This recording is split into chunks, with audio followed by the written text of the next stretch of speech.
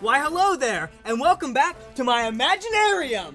I'm Will Winnigan, Phil Finnegan's third cousin twice removed. I can't wait to tell you about today's game and the story that helped me invent it. But first, there's someone super important that you have to meet. He's my main man, my amigo, my brother from another mother. The peanut butter to my jelly, the mac to my cheese, the gray to my Z. Help me welcome my number one assistant, Carl!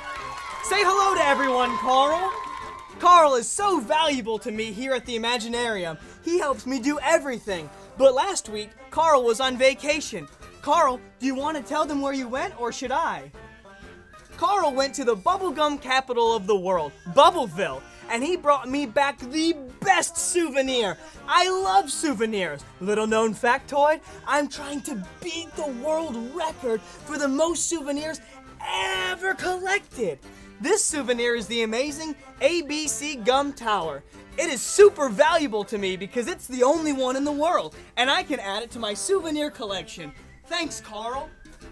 Carl, don't eat that. That's already been chewed.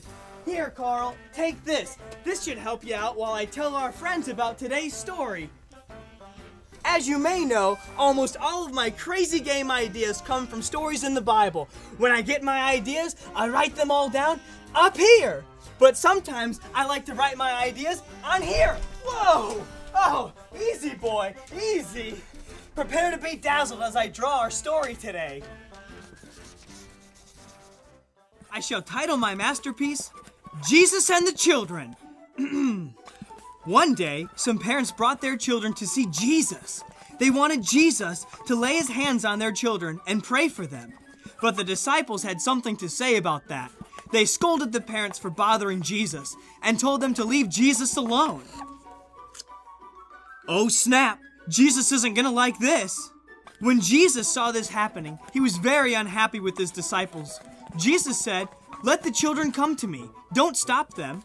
See? Those kids were so valuable to Jesus. Jesus continued to tell his disciples that God's kingdom is for children and people who have faith like children, because that is the right kind of faith. Then Jesus took the children into his arms. He put his hands on their heads and blessed them. Wow! Jesus helped his disciples realize that those children mattered to him very much. You know, sometimes people may say things to us or about us that are different from what God says. Like when the disciples told everyone that they were bothering Jesus. Was that true? No, it wasn't. When people say mean things to us that aren't true, we need to remember what Jesus says about us instead.